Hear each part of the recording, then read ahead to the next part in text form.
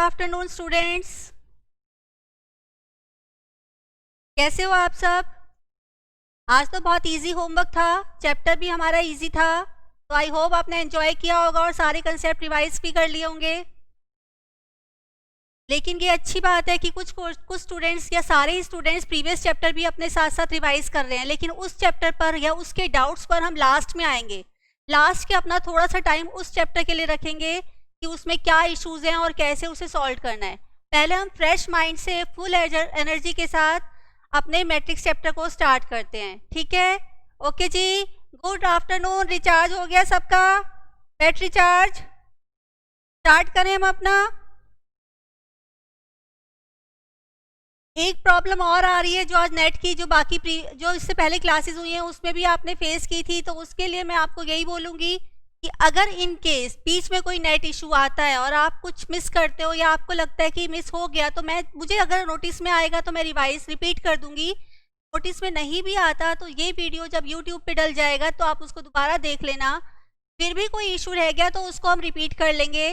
वैसे हम कोशिश करेंगे कि आज ही साथ के साथ हम उस चैप्टर को या उस इशू को सॉल्व करते जाएं, क्योंकि आज हम अपनी क्लास में मैट्रिक्स का चैप्टर विद कॉन्फिडेंस खत्म करने वाले हैं, ठीक है। स्टार्ट करने से पहले हम प्रीवियस वाला पार्ट अपना पूरा रिवाइज कर लेते हैं, फिर आगे चलेंगे, ठीक है। अपने प्रीवियस वाले नोट्स खोल लो फास्ट, एक बार उन्हें हम कंसीडर कर लेते हैं, फिर हम आगे स्टार्ट कर लेंगे अपना। अब मैट्रिक्स, सबसे पहले हमने मैट्रिक्स का सिलेबस डिस्क्राइब किया था कि मैट्रिक्स में हमारे सीए के सिलेबस में क्या क्या चीज़ है, और आज तो सीए का डे भी है, तो सोचो भाई अज्यूम ही करके चलो हम सीए बन गए, ठीक है। कोई अच्छा दिन होता है, उस दिन अच्छी बातें अज्यूम की जाए तो ऑब्वियस सी बात है वो हम अचीव करते ही करते हैं, ठीक है। मैट्रिक्स होता क्या है, सिलेबस हमने लिखा हुआ है। सिलेबस का हमने फर्स्ट और सेकंड पार्ट प्रीवियस क्लास में कवर किया था, पहले उसको रिवाइज कर लेते हैं फिर आगे चलेंगे। मैट्रिक्स होता क्या है, अगर हमें सिंपल नंबर दिए हुए हैं तो मैट्रिक्स नहीं बनेगा। अगर मैं उसको रेक्टेंगुलर फॉर्म में अरेंज कर दूंगी तो वो क्या बन जाएगा, मेरा मैट्रिक्स हो जाएगा। हर मैट्रिक्स का अपना एक पर्टिकुलर ऑर्डर होता है। ऑर्डर लिखने का पैटर्न क्या होता है, पहले हम नंबर ऑफ रोज लिखते हैं, फिर हम नंबर ऑफ कॉलम्स लिखते हैं। अगर मुझे नंबर ऑफ रोज स्टडी करने हैं तो मैं कैसे स्टडी करूंगी, अगर मुझे नंबर ऑफ रोज स्टडी करने हैं तो मैं कैसे स्टडी करूंगी, हॉरिजॉन्टली। अगर मैं हॉरिजॉन्टली रीड कर रही हूँ इसका मतलब मैं नंबर ऑफ रोज की बात कर रही हूँ, और मैं वर्टिकली स्टडी कर रही हूँ तो मैं नंबर ऑफ कॉलम्स की बात कर रही हूँ, और ऑर्डर बन जाएगा मेरा number of rose into number of columns, ठीक है। जैसे हर मैट्रिक्स का एक ऑर्डर होता है, ऐसे उसके अंदर जितने नंबर लिखे हुए हैं उन्हें हम क्या कहते हैं, एलिमेंट। हर एलिमेंट का भी अपना एक स्पेशल नंबर होता है, कोड होता है, एग्जिस्टेंस नंबर होता है, जिससे हमें पता चल जाता है। अगर मुझे वो नंबर पता चल जाए तो मुझे पता होगा कि मेरे मैट्रिक्स में वो वाला एलिमेंट कहाँ लिखा हुआ है। जैसे हमने स्कूल का एग्जाम्पल लिया था कि किसी बच्चे का रोल नंबर अगर 5 है तो एग्जाम सेंटर में जब वो अपने एग्जामिनेशन रूम में एंटर करेगा तो उसे 5th नंबर पे ही बैठना है, उसे पहले से पता है। तो ऐसे हर एलिमेंट का अपना एक स्पेशल नंबर होता है जिसके बेस पे डिसाइड होता है कि वो कहाँ पे बैठा है या कहाँ पे उस एलिमेंट की प्लेस है, कहाँ पर उसे लिखना है, ठीक है। एक नया छोटा सा एग्जाम्पल लेके इसको हम स्टार्ट करते हैं।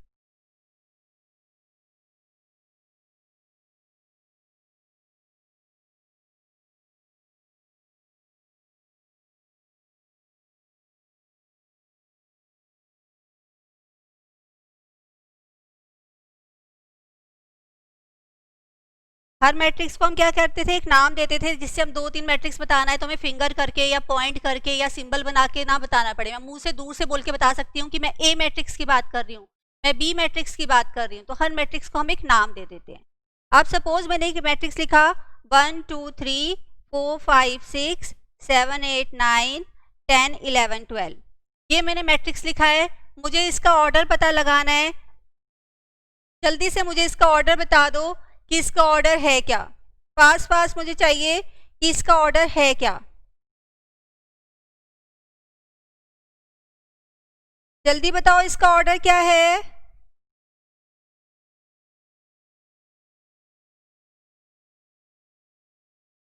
क्या ऑर्डर है, कितने रोज दिख रहे हैं भाई,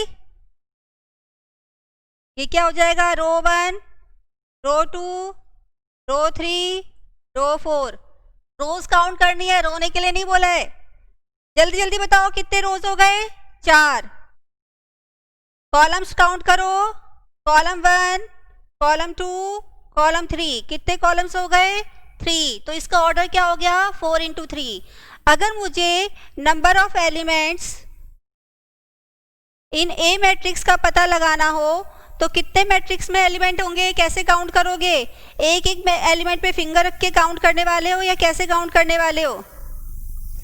एक एक एलिमेंट पे फिंगर रख के काउंट करने वाले हो या कैसे? जल्दी बताओ।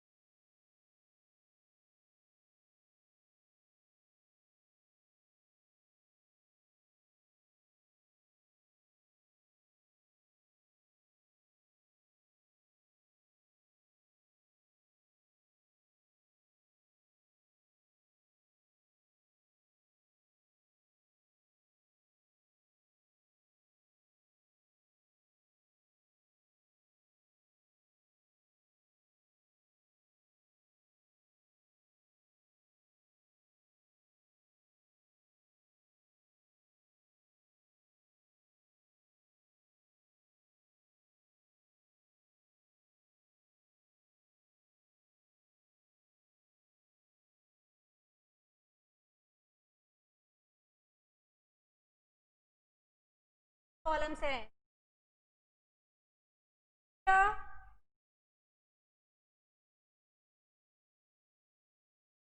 कॉलम्स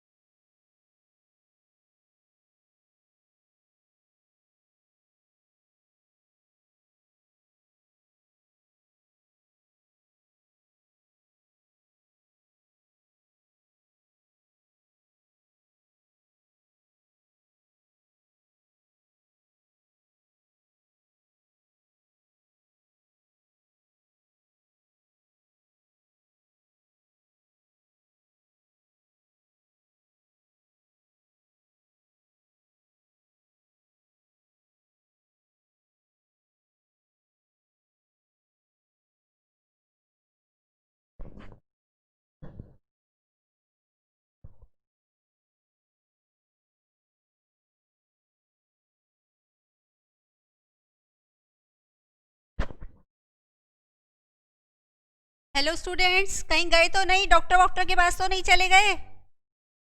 कुछ माइक में साउंड इशू आया था, वो हमने करेक्ट कर लिया है। अब हो सकता है अब आपको चेक कर लीजिए अब ऑडिबल है या नहीं, क्लियर ऑडिबल है या नहीं। ठीक है, ऑडिबल है अब।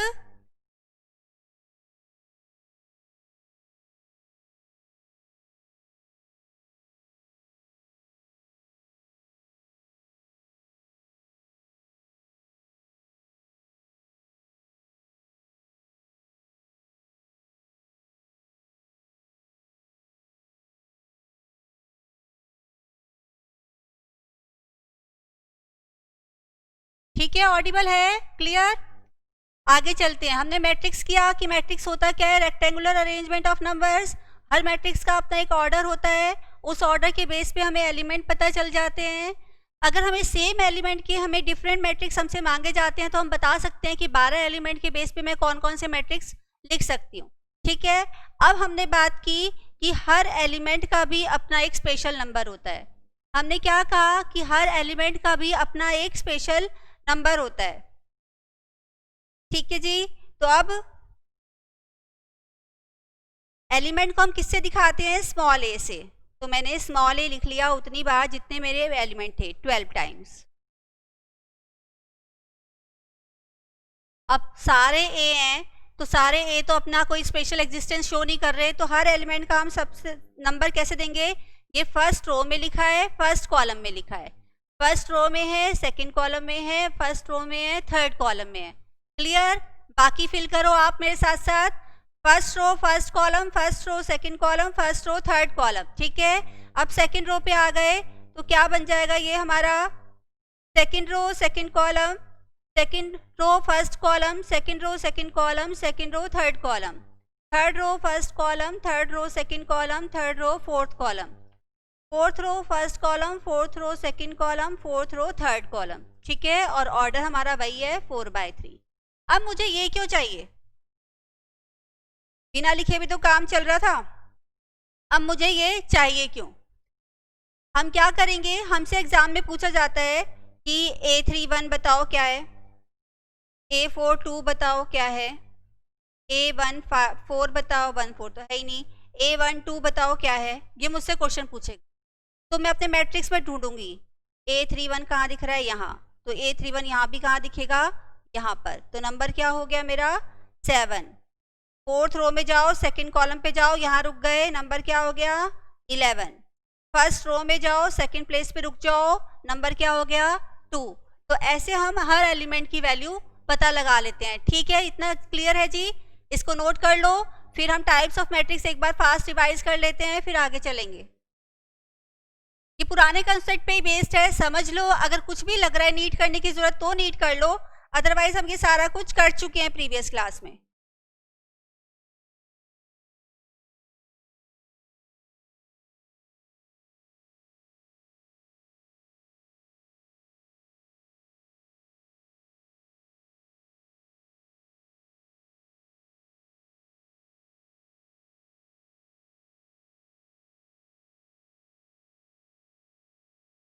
अब मैंने एलिमेंट लिखने के लिए इस मैट्रिक्स को कंसीडर किया था, ये ध्यान रखना। इसको कंसीडर नहीं किया, क्योंकि इसको कंसीडर करती तो इसमें तो A31 A42 है ही नहीं, इसमें तो A11 A12 से A6 तक होता, A21 से A26 तक होता। तो मैंने इस मैट्रिक्स के बेस पे एलिमेंट लिखे हैं, तो कंफ्यूज मत होना, मिक्स मत करना। ठीक है, अब आ जाते हैं हम टाइप्स ऑफ मैट्रिक्स पे। टाइप्स में हमने सबसे पहले कौन सा मैट्रिक्स किया था? Row matrix. रो मैट्रिक्स में क्या है? रो दिख रहा है कि रो ही रो है, तो इसका मतलब रो मैट्रिक्स में कितने रोज हो जाएंगे हमारे? एक रो। अगर सिंगल रो हमारे मैट्रिक्स में दी हुई है तो वो क्या बन जाती है हमारी? Row matrix. सिंगल कॉलम दिया हुआ है तो कॉलम मैट्रिक्स। अगर मेरे मैट्रिक्स के सारे एलिमेंट जीरो हैं तो जीरो मैट्रिक्स। ठीक है, उसके बाद आ गया हमारा स्क्वायर मैट्रिक्स। स्क्वायर मैट्रिक्स क्या है? डॉन है एरिया का, जिसके बहुत सारे अपने अंडर पर्सन रखे हुए हैं हैंडल करने के लिए। तो सबसे पहले स्क्वायर मैट्रिक्स। स्क्वायर मैट्रिक्स क्या होता है? नंबर ऑफ रोज और नंबर ऑफ कॉलम्स अगर इक्वल हो जाता है तो वो क्या बन जाता है हमारा? Square matrix. फॉर एग्जाम्पल 2/2, अगर मेरी रोज 3 है तो कॉलम कितने होने चाहिए? 3। अगर नंबर ऑफ रोज और नंबर ऑफ कॉलम्स इक्वल हो जाते हैं तभी वो स्क्वायर मैट्रिक्स बन सकता है, अदरवाइज नहीं। अब अगर मुझे इसके आगे भाई बंधुओं के बारे में जानना है तो एक चीज मुझे और सीखनी पड़ेगी, प्रिंसिपल डायगोनल और लीडिंग डायगोनल क्या होता है। अगर मैं अपने टॉप लेफ्ट से राइट की तरफ मूव करती हूँ बॉटम की तरफ, तो एक लाइन जो बन जाती है, एक बॉक्स जो मुझे मिल जाता है, उसे कहते हैं प्रिंसिपल डायगोनल या लीडिंग डायगोनल। टॉप लेफ्ट से राइट बॉटम की तरफ अगर मैं मूव करती हूँ, टॉप लेफ्ट से अगर मैं राइट बॉटम की तरफ मूव करती हूँ तो जो बॉक्स मुझे मिल जाता है वो क्या बन जाता है, प्रिंसिपल डायगोनल या लीडिंग डायगोनल। ये 2x2 में भी हमने देखा, 3x3 में भी हमने देखा, 4x4 में भी पॉसिबल है। ठीक है, अब इसके आगे भाई बंधुओं के बारे में चलो। तो स्क्वायर मैट्रिक्स में फर्स्ट टाइप आता है डायगोनल। डायगोनल हम समझ चुके हैं कि प्रिंसिपल डायगोनल या लीडिंग डायगोनल क्या होता है। तो अगर मेरे मेन मैट्रिक्स में डायगोनल वाले एलिमेंट को छोड़ के, डायगोनल वाले बॉक्स को छोड़कर बाकी सब जीरो हो जाएं, सिर्फ डायगोनल में नंबर लिखे हों कुछ भी डिफरेंट डिफरेंट, तो वो डायगोनल बन जाएगा। डायगोनल में नंबर लिखे हों सेम, चाहे कुछ भी लिखा हो, AA, TT, 22, 55, 77, UU, कुछ भी लिखा हो, अगर डायगोनल वाले कॉलम में सेम नंबर लिखा हुआ है तो वो स्केलर। अगर डायगोनल वाले बॉक्स में डिफरेंट नंबर है तो डायगोनल, सेम नंबर है तो स्केलर, और अगर 1 बन जाएगा डायगोनल वाले बॉक्स में तो आइडेंटिटी या यूनिट। तो जो भी हो रहा है डायगोनल वाले बॉक्स में हो रहा है, बाकी सारे जीरो एंड में। तो हमें जो भी देखना है डायगोनल वाले बॉक्स को देखना है। अगर उसमें डिफरेंट नंबर है तो डायगोनल, अगर सेम नंबर है तो स्केलर, और अगर सिर्फ 1 है वहां पर तो यूनिट। यूनिट मैट्रिक्स का दूसरा नाम क्या होता है, आइडेंटिटी मैट्रिक्स। और इसको सॉल्व करते हैं तो आंसर क्या आता है, 1। सॉल्यूशन अभी हमने नहीं सीखा था, वो हम आज की क्लास में सीखेंगे। ठीक है, इसके बाद पढ़ा हमने अपर ट्रायंगुलर फॉर्म और normal triangular, lower triangular form. इसमें कुछ प्रॉब्लम भी आ रही है तो इसको अच्छे से कर लेते हैं दोबारा।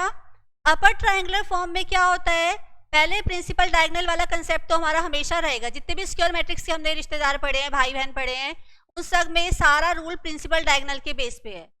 डायगोनल में क्या था, प्रिंसिपल डायगोनल वाले एलिमेंट डिफरेंट नंबर्स होने चाहिए। स्केलर में क्या था, प्रिंसिपल डायगोनल वाले एलिमेंट सेम नंबर होने चाहिए, बाकी जीरो होने चाहिए।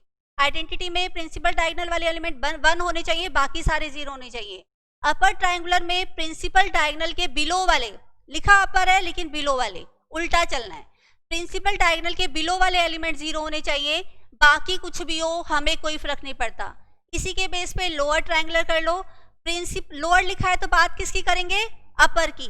लोअर, अगर मेरे प्रिंसिपल डायगोनल के अपर वाले एलिमेंट सारे जीरो हो जाएंगे तो वो क्या बन जाएगा, लोअर ट्रायंगुलर फॉर्म। ठीक है, अपर लिखा है तो लोअर वाले जीरो होंगे और लोअर लिखा है तो अपर वाले जीरो होंगे। क्लियर। सब मैट्रिक्स, बेबी मैट्रिक्स की बात कर रहे हैं। सब matrix, part of the matrix is सब मैट्रिक्स। इसमें मैं कुछ एक छोटा सा पार्ट मेन मैट्रिक्स से उठा के लिख देती हूँ तो वो मेरा सब मैट्रिक्स बन जाता है। ठीक है, इसके बाद हमने कंसेप्ट किया था इक्वल मैट्रिक्स। इक्वल मैट्रिक्स में क्या होता है, अगर एक मैट्रिक्स का पर्टिकुलर एलिमेंट उसके कॉरेस्पॉन्डिंग एलिमेंट के इक्वल हो जाता है तो वो इक्वल मैट्रिक्स बन जाता है। कई बार तो ये हमें दे देते हैं कि ये मैट्रिक्स इक्वल है या नहीं बताओ, तो हमने बता दिया मैच करके 1 1 2 2 सही है, लेकिन इतना इजी तो नहीं देने वाले। तो हमें क्या करते हैं, तो डिफरेंट मैट्रिक्स हमें दे देते हैं और ये कह देते हैं कि ये दोनों इक्वल हैं। तो कॉरेस्पॉन्डिंग एलिमेंट के हम इक्वल कर देते हैं। ए की वैल्यू क्या होनी चाहिए, 1, बी की 2, सी की 3, डी की 4, ऐसे हमने सॉल्व कर लिया। अब ये भी थोड़ा ईजी हो गया।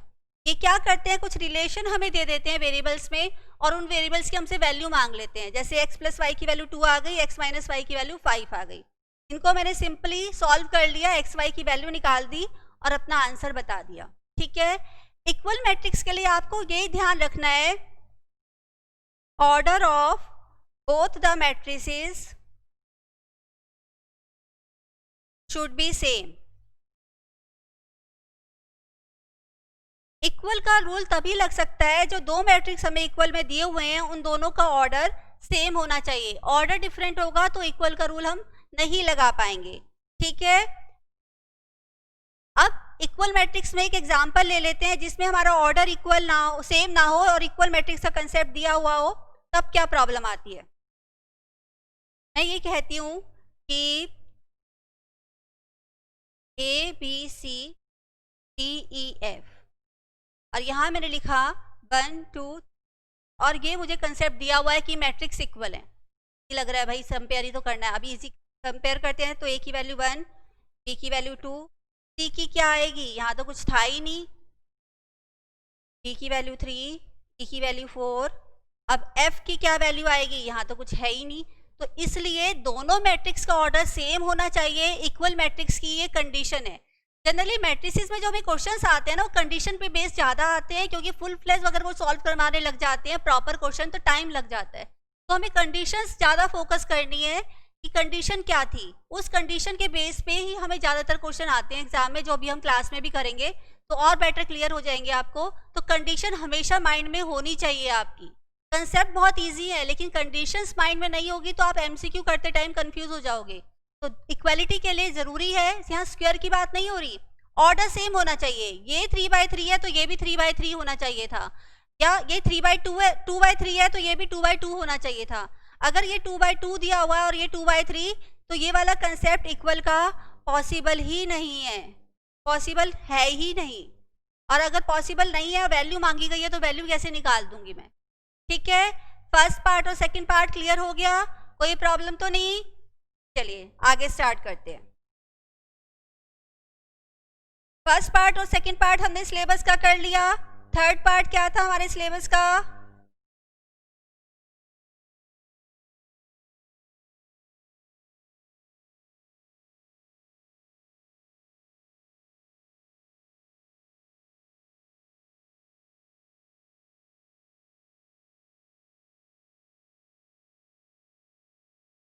अरुण अगर आप ये फर्स्ट क्लास कर रहे हो तो आप कोशिश करना कि आप पहले वीडियो देखो प्रीवियस क्लास का, उसके बाद इस क्लास का भी वीडियो आप दोबारा देखना। फिर भी अगर प्रॉब्लम आएगी तो मैं आपको अगेन कंसेप्ट समझा दूंगी, कोई इशू नहीं है। और आपकी फर्स्ट क्लास थी तो बेटर था कि अगर आप थोड़ा सा ये वीडियो ऑनलाइन देखाते, क्योंकि यूट्यूब पे इसका प्रीवियस वीडियो डला हुआ था, आपको बेटर क्लियर हो जाता। कोई बात नहीं, अभी भी कोई प्रॉब्लम नहीं है, आप वो वीडियो देखना। और आज हम नया पार्ट अब स्टार्ट कर रहे हैं, यहाँ से आपको आराम से समझ में आएगा, कोई प्रॉब्लम नहीं आने वाली।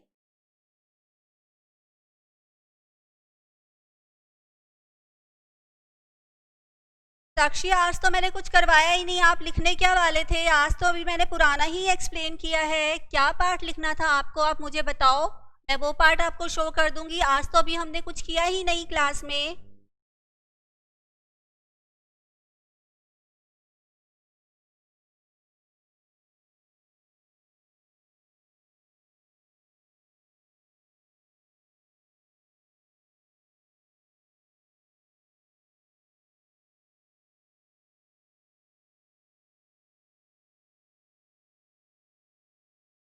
ठीक है, स्क्वायर मैट्रिक्स, डायगोनल और स्केलर, ये एक बार कर लेते हैं, साथ साथ करते हैं। एक साथ करेंगे ना तो शायद बेटर क्लियर हो जाए, जो कंफ्यूजन हो रही है वो खत्म हो जाए। स्क्वायर मैट्रिक्स है, डायगोनल, स्केलर। ठीक है, स्क्वायर मैट्रिक्स में क्या होना चाहिए, rows is equal to columns, columns और रोज सेम होनी चाहिए। मतलब मैं क्या लिख सकती हूँ, 2/2 ऑर्डर लिख सकती हूँ, 3/3 ऑर्डर लिख सकती हूँ, 4/4 ऑर्डर लिख सकती हूँ, भी लिख सकती हूँ।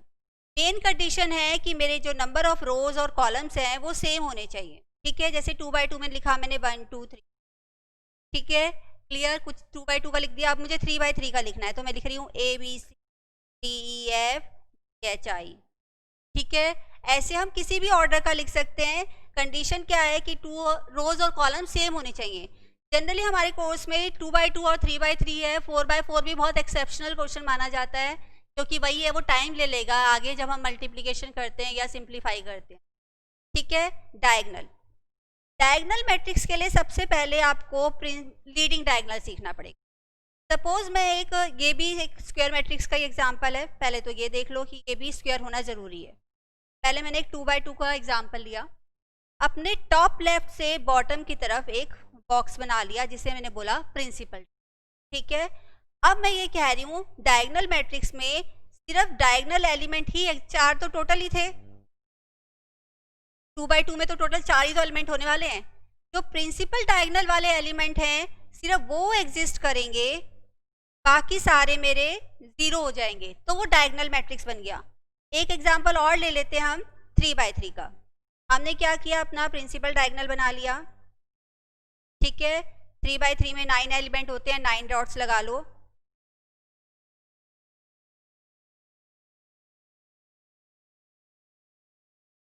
ठीक है, अब हम क्या करेंगे, डायगोनल मैट्रिक्स है तो यहाँ पे तो हम वैल्यू फिल कर देंगे,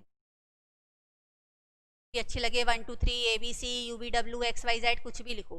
बाकी सारे क्या भरने पड़ेंगे मुझे, जीरोस। मतलब जो भी एलिमेंट होंगे प्रिंसिपल डायगोनल में होंगे और rest of the elements are zero. Same condition हमारा स्केलर पे लगता है। अब मैंने 2/2 का मैट्रिक्स बनाया, स्केलर भी हमारा किसका टाइप है, स्क्वायर मैट्रिक्स का टाइप है। मैंने अपना प्रिंसिपल डायगोनल या लीडिंग डायगोनल बना लिया, ठीक है। कितने एलिमेंट होने चाहिए 2/2 में, 4 डॉट्स बना दिए, ठीक है। इनको फिल करना है। इसमें क्या कंडीशन है, एलिमेंट तो प्रिंसिपल डायगोनल में ही होंगे लेकिन वो सेम होने चाहिए, वो सेम होने चाहिए। 1 मत लो, मैं ले लेती हूँ 4, कुछ भी हो सेम होने चाहिए, और rest of the elements are zero. ये स्केलर है, ठीक है। इसी में अगर आप यूनिट मैट्रिक्स की बात कर लेते अब, तो यूनिट मैट्रिक्स में क्या डिफरेंस हो जाता कि जो मेरा प्रिंसिपल डायगोनल है, ये भी हम 2/2 का बना लेते हैं, 4 एलिमेंट हमने मार्क कर लिए।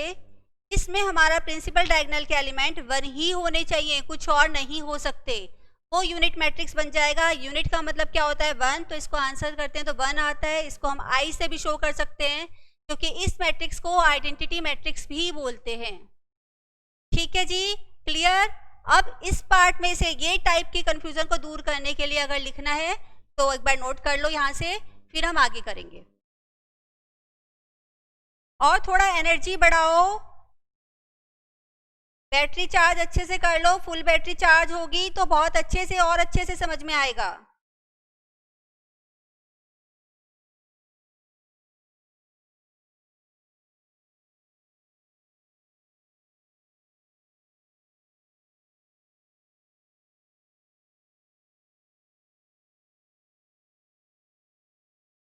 कामरान, आपको ट्रांसपोज मैट्रिक्स सीखना है, लेकिन अभी सीखेंगे ट्रांसपोज मैट्रिक्स। आप देखो सिलेबस में वो 4th नंबर पे डला हुआ है, अभी तो हमें 3rd पे जाना है ना, फास्ट करना है, स्किप नहीं करना है।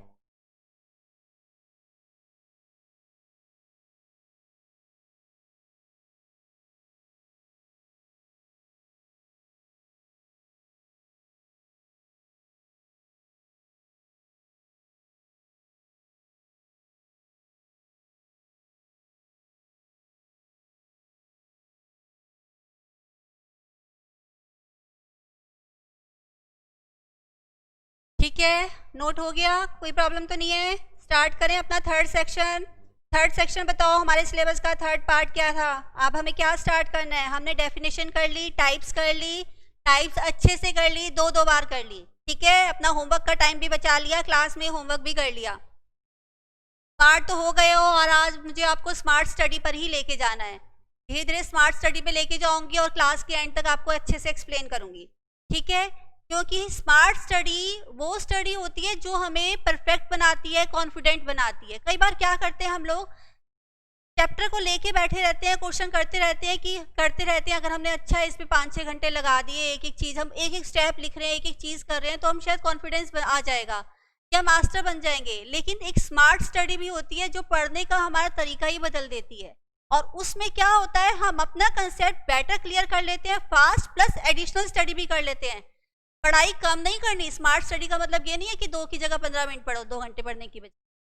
स्मार्ट स्टडी एक अलग चीज होती है जो आप अपनी स्पीड बढ़ाओ, धीरे धीरे एंड तक पहुंचते पहुंचते मैं आपको समझाती हूँ स्मार्ट स्टडी क्या होती है और कैसे हेल्पफुल है। चलिए जी, थर्ड पार्ट क्या होता है, अलजेब्रा ऑफ मैट्रिसेस। अलजेब्रा में हम क्या करने वाले हैं, ए पार्ट में हम करेंगे एडिशन, बी पार्ट में सब्ट्रैक्शन, सी पार्ट में हम करेंगे स्केलर मल्टीप्लिकेशन, और डी पार्ट हो जाएगा इसका मल्टीप्लिकेशन।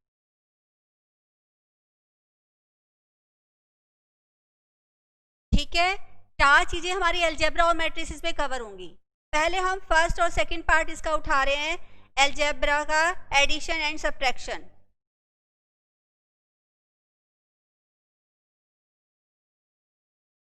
मैं फास्ट नहीं जाना चाह रही कि 2 कंसेप्ट एक साथ करवा दूं। मैं 2 कंसेप्ट इसलिए एक साथ करवा रही हूँ क्योंकि दोनों कंसेप्ट हमारे सेम रूल सेम कंडीशंस को फॉलो करते हैं और कंडीशंस हमें अपने माइंड में स्टोर करनी ही करनी है। एडिशन और सब्ट्रैक्शन के लिए पहले कंडीशन, इक्वल मैट्रिक्स की क्या कंडीशन थी? इक्वल मैट्रिक्स की क्या कंडीशन बताई थी अभी? कंडीशन बताओ मुझे जल्दी जल्दी। इक्वल मैट्रिक्स की क्या कंडीशन की हमने अभी?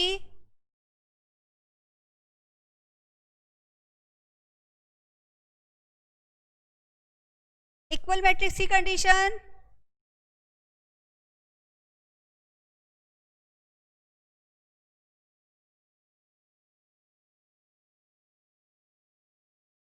मोहित, आप 4 पेज छोड़ सकते हो सिर्फ मैट्रिक्स के चैप्टर के लिए। 4-5 पेज आई थिंक सफिशिएंट है, जिसमें आप विद एग्जांपल आराम से नोट डाउन कर लोगे।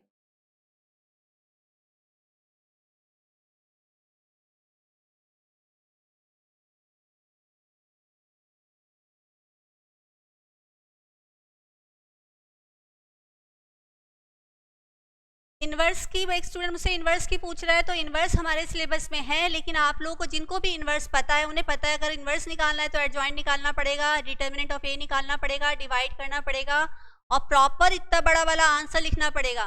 तो ये तो वो हमसे पूछ नहीं सकते। तो इन्वर्स लिखने के लिए हमें क्या करना है, उसके लिए शॉर्टकट ट्रिक्स पे जाना है। इन्वर्स फिर भी मैं समझाऊंगी, लेकिन उसकी पहले ट्रिक्स समझाऊंगी। तो स्लो चलो, कंफ्यूजन मत करो, टेंशन मत लो, आप खुद देखना इतनी जल्दी जल्दी सब कुछ आ जाएगा। स्लो चलो, पढ़ना फास्ट है, चढ़ना स्लो है। हाँ जी, इक्वल मैट्रिक्स की कंडीशन, इक्वल मैट्रिक्स की कंडीशन थी हमारी,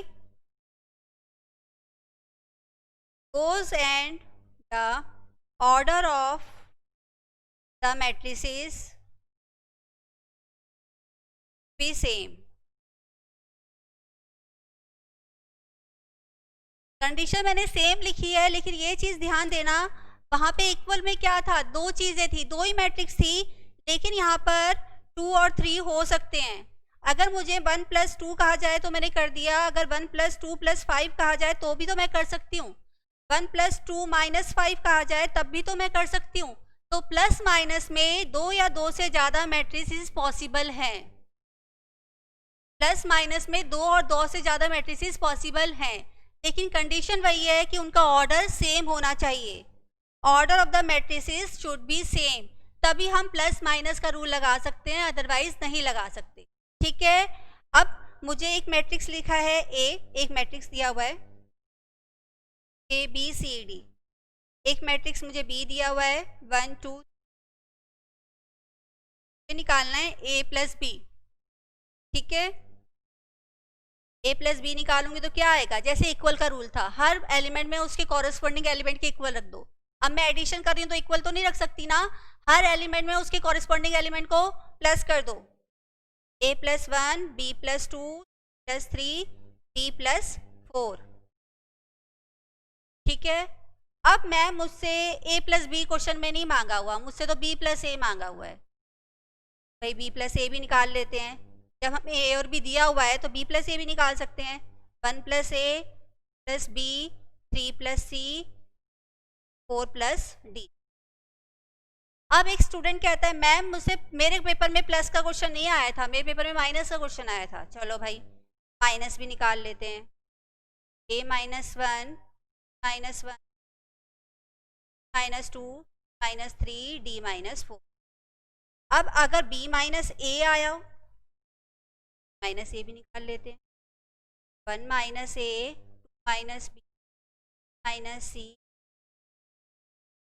हर एलिमेंट में उसकी कॉरेस्पॉन्डिंग एलिमेंट को प्लस करना है या माइनस करना है, जो भी हमसे क्वेश्चन में मांगा गया हो। प्लस माइनस तो आ गई ना, नहीं भी आया तो बता दो, ये मत सोचना कि प्लस माइनस के लिए मैम को क्या बोलें, ऐसा कुछ नहीं है। अगर प्रॉब्लम है तो बताओ, वैसे मुझे भी पता है प्रॉब्लम नहीं है, फिर भी अगर प्रॉब्लम है तो बताओ, कोई टेंशन वाली बात नहीं है। ठीक है मोहित, आप टेंशन मत लो, इसको सीक्वेंस में करने की ज़रूरत नहीं है। अभी आप सिर्फ मैट्रिसेस से अपना नोट्स शुरू करो और मैट्रिसेस करो आराम से। अगर आप रेशो करना भी चाहते हो तो लास्ट में या मिड ऑफ द रजिस्टर से स्टार्ट करना, क्योंकि उसमें आप क्वेश्चन भी प्रैक्टिस करोगे, कंसेप्ट भी लिखोगे, फॉर्मूलेज भी लिखोगे, शॉर्टकट ट्रिक्स लिखोगे, कैलकुलेटर ट्रिक्स लिखोगे, तो मैं आपको पेजेस नहीं बता सकती। सेकेंड थिंग, रेशो प्रपोर्शन का जो हमने चैप्टर किया, चैप्टर 1, वो इसलिए किया था क्योंकि वो हमारे सिलेबस का सबसे ज़्यादा एफर्ट्स डिमांडिंग चैप्टर है। उस चैप्टर को हम पूरे सिलेबस में 3 बार करने वाले हैं, तो उसकी टेंशन मत लो। अभी सिर्फ इसलिए किया है कि बच्चे धीरे धीरे थोड़ा सा उससे फॉर्मूलेज माइंड में स्टोर करना शुरू कर दें, प्रैक्टिस करने लग जाएं, धीरे धीरे उन्हें पता चल जाए कि कैसे मैनिपुलेशन मैथ्स में भी पॉसिबल है, इधर से इधर कर दो, उधर से उधर कर दो। इसलिए करवाया है। वो पूरा चैप्टर, पूरी यूनिट दोबारा होने वाली है। अभी आप आज की क्लास पे फोकस करो और टेंशन बिल्कुल मत लो। टेंशन लेने के लिए मैं खड़ी हूँ ना यहाँ पर, और मैं आपको श्योरिटी देती हूँ, अगर आप मेरे हिसाब से चलते हो मैं आपको मैथ्स में फुल मार्क्स दिलवा के छोड़ूँ। तो इसलिए टेंशन मत लो, बस एफर्ट्स दो भाई, मुझे सिर्फ एफर्ट्स दो। टेंशन नहीं लेने, मुझे टेंशन होती है तो मैं आप लोगों को देती हूँ क्या? आपकी टेंशन भी तो मैंने ले ली है ना, तो आप टेंशन मत लो बस।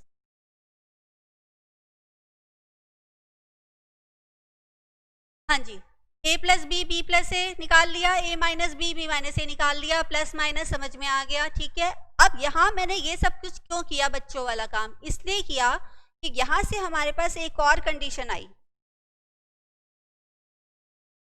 क्या कंडीशन मिली मुझे कि a प्लस बी करूँ या b प्लस ए करूँ, आंसर सेम होने वाला है।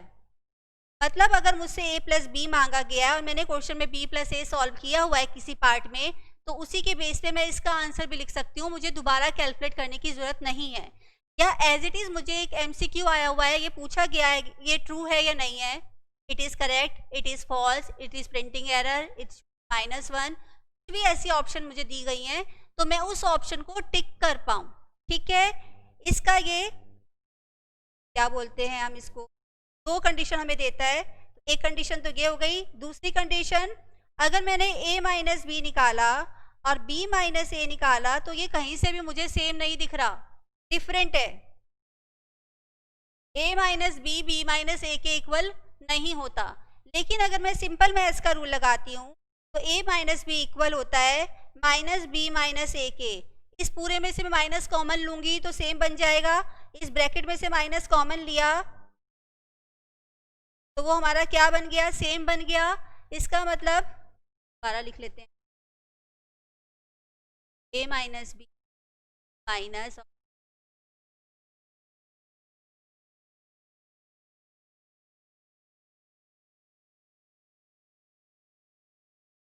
ठीक है।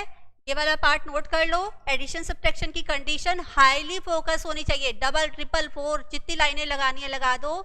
इस चैप्टर में कंडीशन को स्पेशली फोकस करना है, जबकि वो है कुछ भी, और क्वेश्चन करते हैं तो ऑटोमेटिकली हमारे माइंड में वो स्टोर होती है, हम अप्लाई कर देते हैं, लेकिन हमें कंडीशन मार्क करने के लिए एग्जाम में आती है, इसलिए वो कंडीशन इंपॉर्टेंट है, ठीक है। आप नोट करो अलजेब्रा और मैट्रिसेस के स्टार्टिंग से।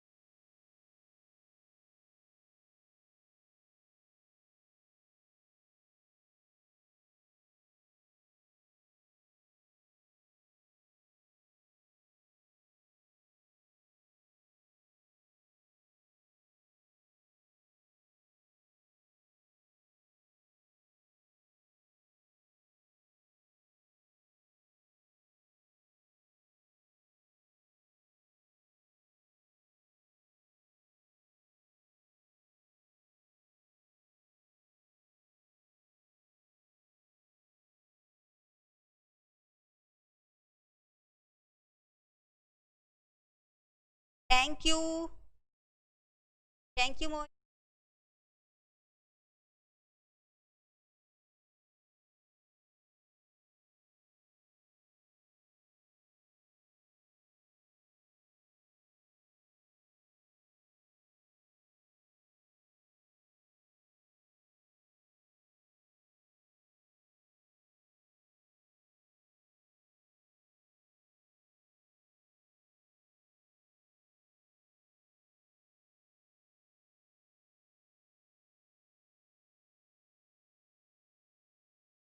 ठीक है, हो गया। नेक्स्ट कंसेप्ट पे चलते हैं। एडिशन कर लिया हमने, सब्ट्रैक्शन कर लिया, अब आता है स्केलर मल्टीप्लिकेशन।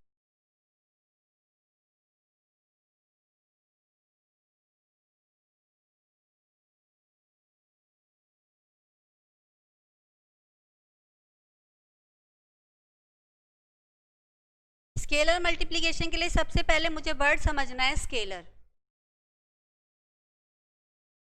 कोई भी नंबर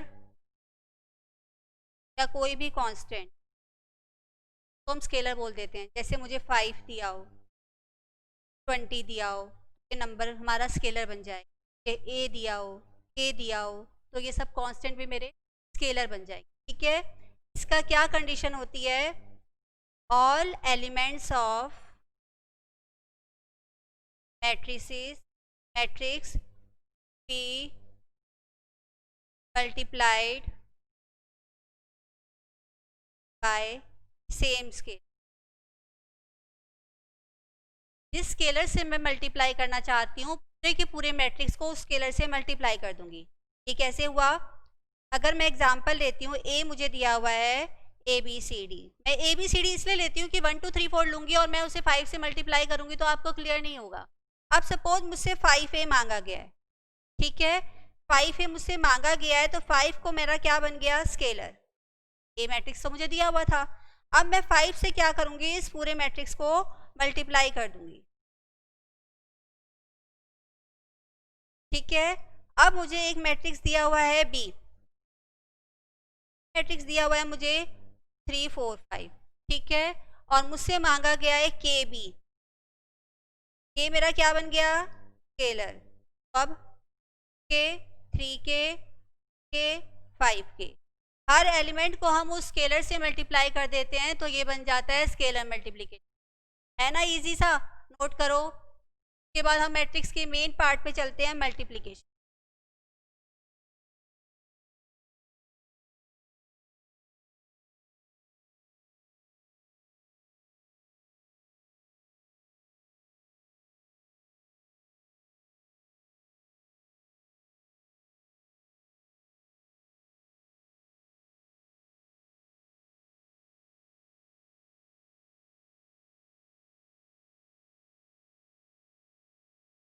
ठीक है, नोट हो गया। एक और क्वेश्चन लेते हैं जिस टाइप का क्वेश्चन हमारे एग्जाम में आता है। ए मैट्रिक्स दिया हुआ है, एक बी मैट्रिक्स दिया और एक सी मैट्रिक्स। मैट्रिक्स मुझे 1 2 5 6 9 10, ठीक है, और मुझसे मांगा गया है -2b + 3c। बताओ, ये क्वेश्चन मुझे मांगा गया। इसमें क्या किया इन्होंने? चला कि प्लस भी करवा लिया, माइनस भी करवा लिया और स्केलर मल्टीप्लिकेशन भी करवा लिया। तो 3 पार्ट हमने अभी तक पढ़े थे, सब कुछ करवा लिए और सारी कंडीशंस भी अप्लाई कर ली। पहले मैं चेक करूंगी प्लस माइनस करना है, ऑर्डर सही है ना, वरना मैं लिख दूंगी not impossible, none of these answer हो जाता अगर एक का भी ऑर्डर चेंज हो जाता। ठीक है, अब हम इनको मल्टीप्लिकेशन करेंगे, फिर प्लस माइनस करेंगे। अब उसके बाद भी मुझसे पूरा आंसर नहीं मांगा गया है, मुझसे पूछा गया है ये सॉल्व करो और बताओ a22 की वैल्यू क्या है। इस पार्ट के लिए हमें ये पूरा सॉल्व करना। ठीक है, चलिए स्टार्ट करते हैं। ए मैट्रिक्स है, एज इट इज लिख लेंगे, इसके आगे पीछे तो कोई स्केलर नहीं है, माइनस साइन लिखा, 2 स्केलर दिया हुआ था लिखा, बी मैट्रिक्स कॉपी कर लिया, +3 लिखा, सी मैट्रिक्स कॉपी कर लिया। पहले मैं कौन सा रूल लगाने वाली हूँ? स्केलर मल्टीप्लिकेशन का। स्केलर क्या था? 2 और यहाँ पे 3 लगा दो स्केलर मल्टीप्लिकेशन का।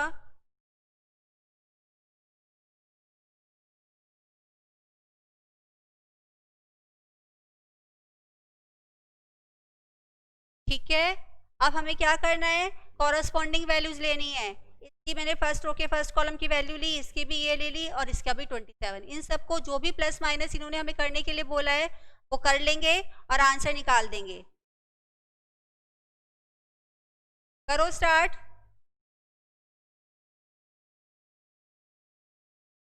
1 minus 10 minus 9 minus 9 plus 27 18। ठीक है, minus 12 minus 10 minus 10 plus 30 20। 3 minus 14 minus 11 minus 11 plus 33 23। 4 minus 16 minus 12 plus 36 24। ये तो मेरा इस पार्ट का आंसर आ गया जो मुझसे मांगा गया था, लेकिन मुझे निकालना क्या अल्टीमेटली A22।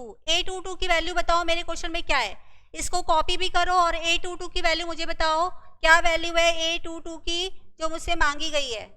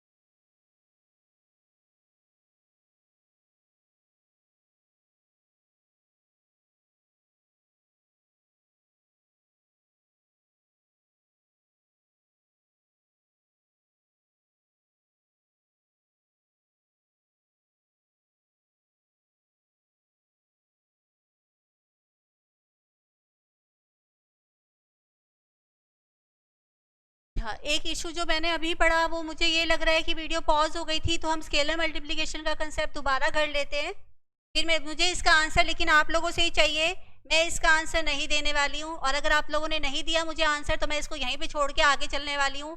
इसमें आप ये समझो मुझे नहीं आता या मैं नहीं बताना चाहती, जो आपकी मर्जी। चलिए स्केलर मल्टीप्लिकेशन रिपीट कर लेते हैं। स्केलर मल्टीप्लिकेशन में अगर हमें एक मैट्रिक्स दिया हुआ है और उसे हमें निकालना है 5a, ta, qa या 10b, किसी भी एक नंबर से या एक स्केलर से या एक कांस्टेंट से मुझे मल्टीप्लाई करने के लिए कह रहे हैं, तो उसे हम कहते हैं स्केलर मल्टीप्लिकेशन। और रूल क्या होता है, जिस भी नंबर से, जिस भी टर्म से, जिस भी कांस्टेंट से हमें मल्टीप्लाई करने के लिए कह रहे हैं, उस मैट्रिक्स के हर एलिमेंट को हम उस चीज़ से मल्टीप्लाई कर देते हैं। जैसे फॉर एग्जाम्पल हमने क्या लिया, एक ए मैट्रिक्स का एग्जाम्पल लिया और मैंने कहा कि 5a निकालो, तो मैंने इस पूरे ए को 5 से मल्टीप्लाई कर दिया, हर एलिमेंट को इंडिविजुअली। बी एक मैट्रिक्स दिया हुआ था मुझे, मैंने कहा के भी निकाल के दो, तो मैंने बी के हर एलिमेंट को के से मल्टीप्लाई कर दिया। ठीक है, अब इसके बेस पे मैंने एक क्वेश्चन लिया जो जनरली हमसे पूछा भी जाता है कि इसमें वो चालाकी क्या करते हैं, बहुत ज़्यादा क्वेश्चन तो बनाते नहीं है या एक ही क्वेश्चन में एक ही कंसेप्ट चेक नहीं करते, एक ही क्वेश्चन में उन्हें सारे कंसेप्ट चेक करने हैं। अभी हमने 3 कंसेप्ट पढ़े, एडिशन, सब्ट्रैक्शन और स्केलर मल्टीप्लिकेशन, तीनों को मिला के क्वेश्चन बना दिया कि a minus 2b plus 3c निकालो और उसमें से A22 की क्या वैल्यू होगी वो हमें बता दो। ABC गिवन था, मैंने क्या किया, A की जगह A मैट्रिक्स कॉपी कर दिया, B की जगह B और C की जगह C।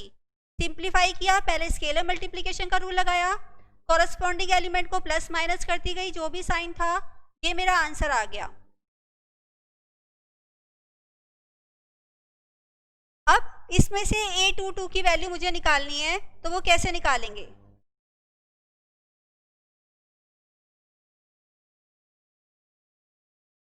अमन, जो आप आंसर बता रहे हो 26, वो आया कैसे? या तो आप यहाँ पर कुछ एरर कर रहे हो मल्टीप्लिकेशन में, सॉल्व करने में। 4 माइनस 16 माइनस 12 होता है और इसमें से मैं माइनस 12 करती हूँ तो 24 ही आता है।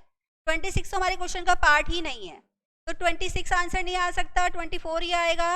और बंसी जो आप 4 आंसर मुझे कर रहे हो, तो मैं सिर्फ ए में से आपसे आंसर नहीं मांग रही, मैं इस पूरे सॉल्यूशन में से आपसे A22 का आंसर मांग रही हूँ। ये भी आपको पेपर में नोटिस करना होगा कि A22 तो मैम ए में भी है, बी में भी है, सी में भी, आप मांग किसका रहे हो। तो मैंने आपको क्या बोला था, वो कह रहे हैं पहले ये वाला पार्ट सॉल्व करो और फिर हमें A22 का आंसर दो। मैंने यही तो बोला आपको। तो पहले आप इस पार्ट को सॉल्व करो, जो फाइनल आंसर आएगा वो हमारा A22 का आंसर होगा। Means answer is 24। Clear? 3 part हमारे कवर हो गए, क्लियर हो गए, नोट डाउन हो गया सब कुछ। चलिए आगे मूव करते हैं डी सेक्शन की तरफ। डी सेक्शन हमारा किस चीज का है? मल्टीप्लिकेशन का। और मल्टीप्लिकेशन एक्चुअल में मल्टीप्लिकेशन है, जो थोड़ी सी हमारी एफर्ट्स मांगती है। टेबल्स नहीं अप्लाई करवाती, फिर भी एफर्ट्स लगाने पड़ते हैं मल्टीप्लिकेशन में, तो उस पर हम थोड़ा सा टाइम भी लगाएंगे और थोड़ा सा आप भी एफर्ट्स डालो समझने के लिए। टेंशन मत लेना, समझने की कोशिश करना। हम 3-4 एग्जाम्पल लेके उसको ट्राई करते जाएंगे और आराम से हो जाएगा, लेकिन थोड़ा सा फोकस जरूर करना। ठीक है, हो गया नोट? चलिए D part, multiplication.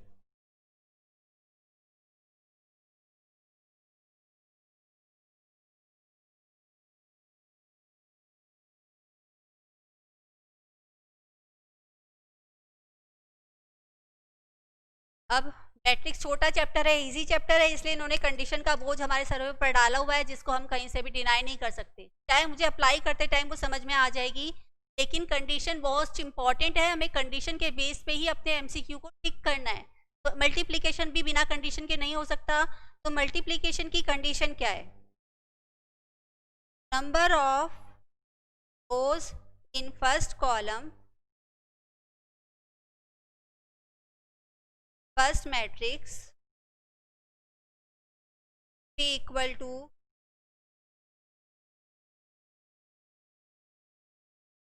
of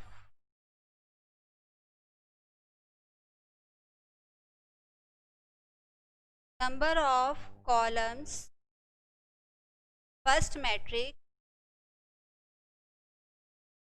be equal to number of row in second matrix। First matrix के जो नंबर ऑफ कॉलम्स हैं और जो सेकंड मैट्रिक्स के नंबर ऑफ रोज हैं, वो आपस में इक्वल होने चाहिए, तभी मल्टीप्लिकेशन पॉसिबल है, अदरवाइज नहीं। पहले कंडीशन आप मेरे साथ साथ लिख लो, फिर मैं आपको 1 बाय 1 कंडीशन समझाती जाऊंगी और इसके हम प्रैक्टिकल क्वेश्चंस भी कर लेंगे। ठीक है, पहली कंडीशन आपने लिख ली।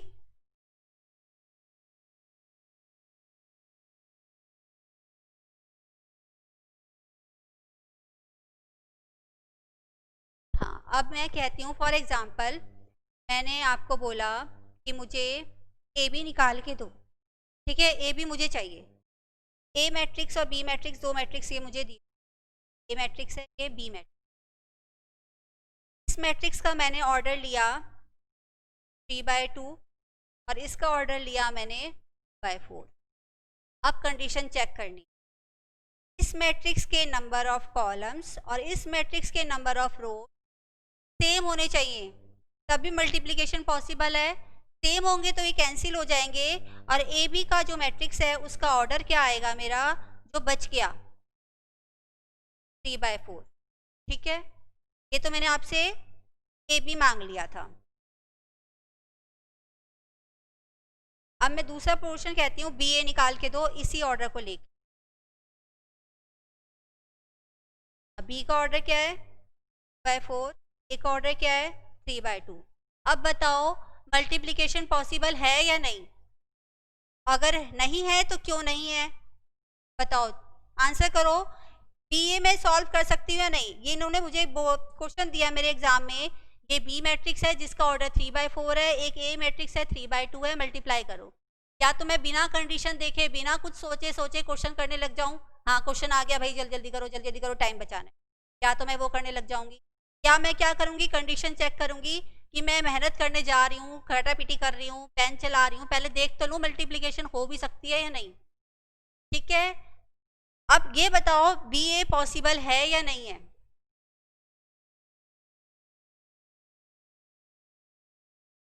ये पॉसिबल है या नहीं है?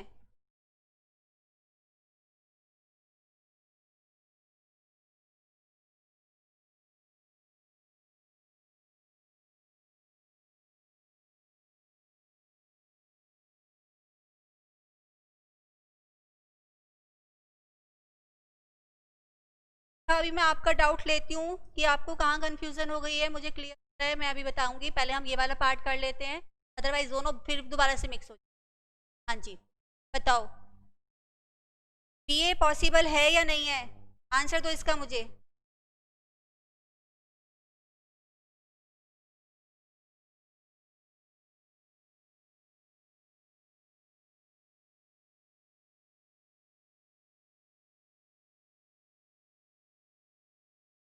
प्राची क्या कंफ्यूजन हुई है? कंडीशन दोबारा से पढ़ो। कंडीशन में क्या लिखा हुआ है कि फर्स्ट मैट्रिक्स के नंबर ऑफ कॉलम्स और सेकंड मैट्रिक्स के नंबर ऑफ रोज सेम होंगे तभी मैं मल्टीप्लाई कर सकती हूँ, अदरवाइज नहीं। ये कंडीशन यहाँ लगाओ, इस मैट्रिक्स के नंबर ऑफ कॉलम्स और इस मैट्रिक्स के नंबर ऑफ रोज कहीं से भी सेम दिख रहे हैं आपको? थको मत भाई, सो मत, जाग जाओ। इस मैट्रिक्स के नंबर ऑफ कॉलम्स, इस मैट्रिक्स के नंबर ऑफ रोज कहीं से भी सेम दिख रहे हैं? 4 3 के इक्वल नहीं होता है, इसका मतलब बीए नॉट पॉसिबल। ठीक है, मुझे एफर्ट्स ही नहीं डालनी, मैं क्या लिख दूंगी, नॉट पॉसिबल की ऑप्शन होगी तो वो टिक कर दूंगी, नन ऑफ दीज की ऑप्शन होगी तो वो टिक कर दूंगी, और मेहनत बिल्कुल भी नहीं करूंगी। वैशाली आपको क्या कंफ्यूजन हुई है? कंडीशन देखो, कंडीशन इसीलिए मैं बार बार बोल रही हूँ, कंडीशन इंपॉर्टेंट है। फर्स्ट मैट्रिक्स के जो पहला मैट्रिक्स है उसके नंबर ऑफ कॉलम्स, जो दूसरा मैट्रिक्स है उसके नंबर ऑफ रोज सेम होने चाहिए। इक्वल लिखा हुआ है, आप यहाँ पे वर्ड सेम लिख लो। इक्वल से कंफ्यूजन है, आप सेम वर्ड लिख लो। सेम होने चाहिए तभी मल्टीप्लिकेशन पॉसिबल है, अदरवाइज नहीं। ठीक है, क्लियर हो गया? अब तो कोई प्रॉब्लम नहीं है। अब हम मल्टीप्लिकेशन कैसे करते हैं इस स्टेप पर जाते हैं। इससे पहले मुझे एक छोटा सा डाउट लेना है। मैंने अभी आपको एक एग्जांपल दिया a minus 2b plus 3c का, वो सबने सॉल्व कर लिया। फिर मैंने आपसे पूछा a22 की वैल्यू क्या होगी, तो आपको पता चल गई कि इसकी वैल्यू मैम 24 होने वाली है। अब एक डाउट ये आ रहा है कि a तो a का एलिमेंट होना चाहिए, नहीं, तो स्मॉल a है वो हम एलिमेंट डिनोट करने के लिए यूज करते हैं। जैसे a की बात करती हूँ तो इसके लिए भी मैं लिखूंगी a11 a12 a21 a22। की बात करती हूँ तब भी मैं लिखूंगी a11 a12 1 a22। तो जिस मैट्रिक्स का मांगा गया है उसकी वैल्यू हम पिक कर लेंगे। मुझसे इसके बेस पे मांगा गया है तो मैंने इसमें से पिक की कि ये भी उसी के इक्वल है।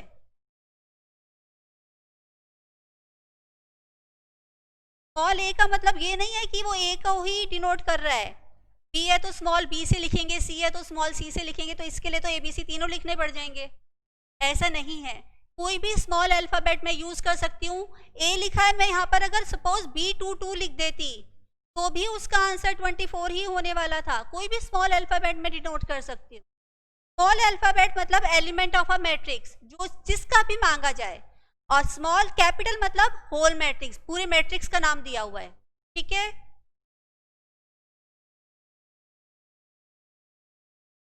चलिए मल्टीप्लिकेशन स्टार्ट करते हैं। कंडीशन अच्छे से क्लियर हो गई ना? कंडीशन में तो कोई प्रॉब्लम नहीं है। एग्जाम्पल लेते हैं, एग्जाम्पल से ये क्लियर हो जाएगा।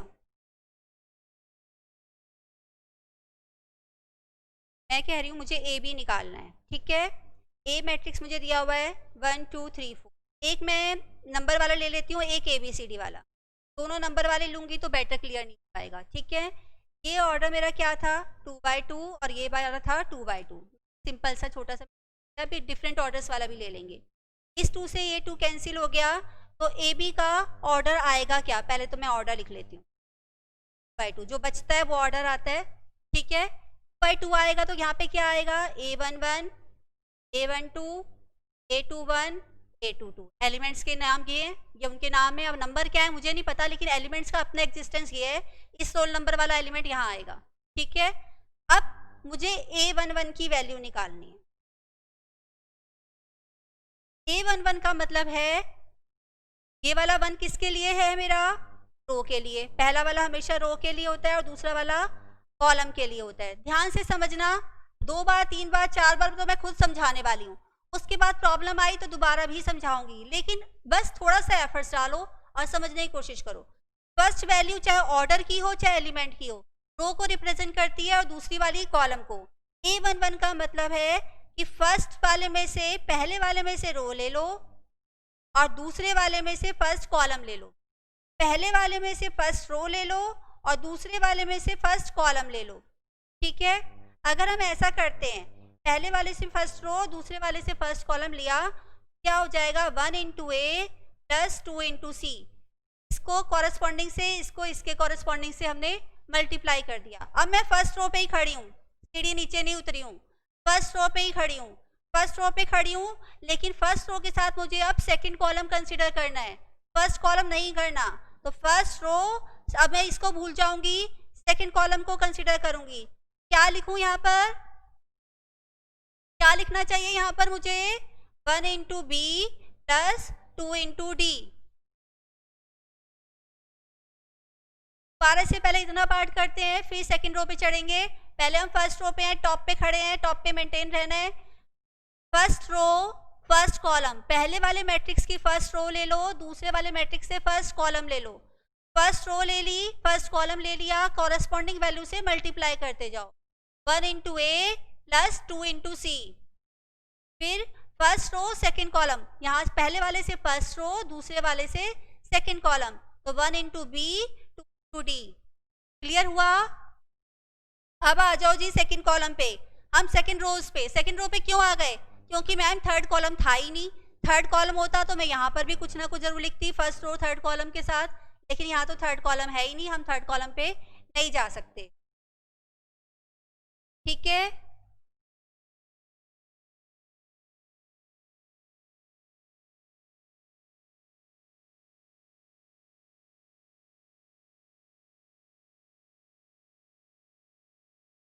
यार अब आ जाओ सेकंड रो, पहले वाले मैट्रिक्स की सेकंड रो लेनी है और सेकंड वाले मैट्रिक्स से फर्स्ट कॉलम लेना है। अब फर्स्ट रो का काम खत्म हो चुका है, वो मल्टीप्लाई हो चुकी है, फर्स्ट रो को तो ढक दो भाई अच्छे से बॉक्स। ठीक है, फर्स्ट रो है ही नहीं।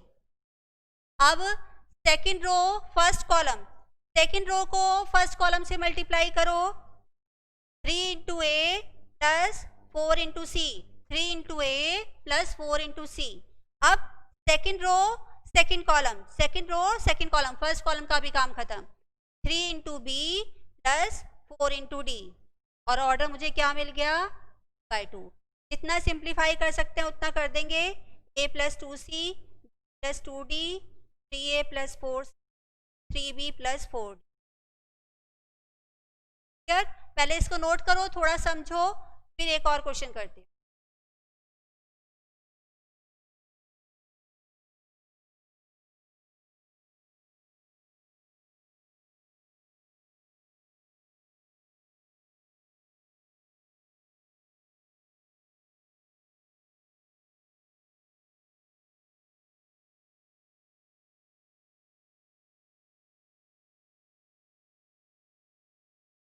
अमन 2b नहीं होगा, 2c होगा, क्योंकि हमें फर्स्ट रो फर्स्ट कॉलम लेनी है। दोनों तरफ से रो ले लेंगे तो कॉलम बेचारे का क्या होगा। फर्स्ट मैट्रिक्स से हमें रोज लेने हैं और सेकंड मैट्रिक्स से हमें कॉलम लेने हैं।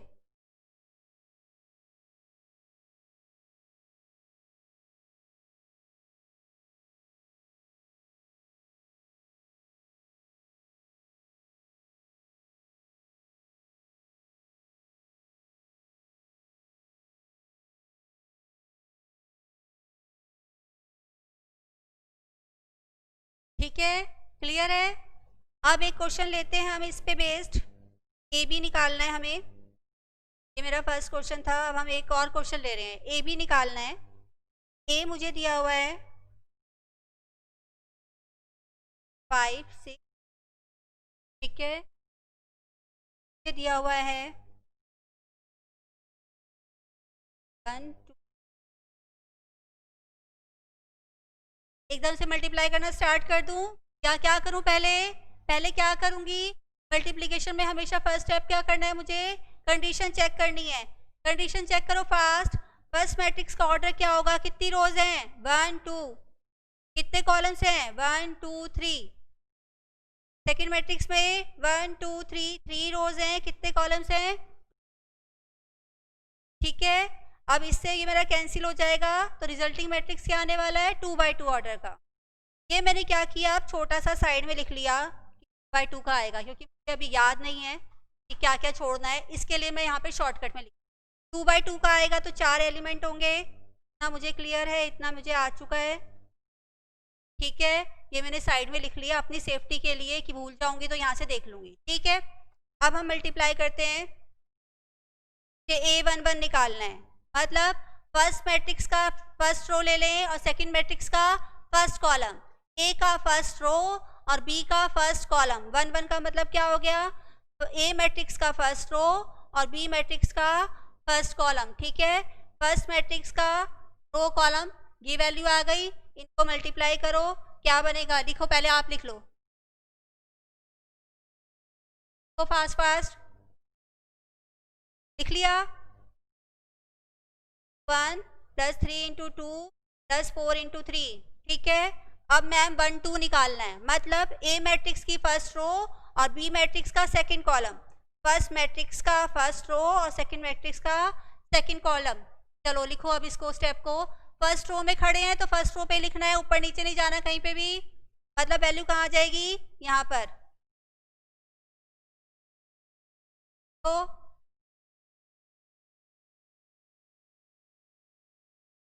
2 × 4 + 3 × 5 + 4 × 6। ठीक है, अब मुझे निकालना है 2 1 का मतलब, 2 1 का क्या मतलब हो गया, ए मैट्रिक्स की कौन सी रो लूँ, सेकेंड, और बी मैट्रिक्स का फर्स्ट कॉलम। 5 × 1 + 6 × 2 + 7 × 3, 5 × 4 + 6 × 5 + 7 × 6। ऑर्डर क्या मिल रहा है, 2/2। सिंप्लीफाई कर दो, +6 8 8 + 12 20, 8 + 15 23, 23 + 24 47, 5 + 12 17, 17 + 21 38, 20 + 30 50, 50 + 42 92। This is our required answer. ठीक है, नोट करो, थोड़ा अप्लाई करो, और कितना क्लियर हो रहा है ये भी मुझे बताओ। और अभी हम मल्टीप्लिकेशन धीरे धीरे करेंगे तो और स्ट्रांग हो जाएगी।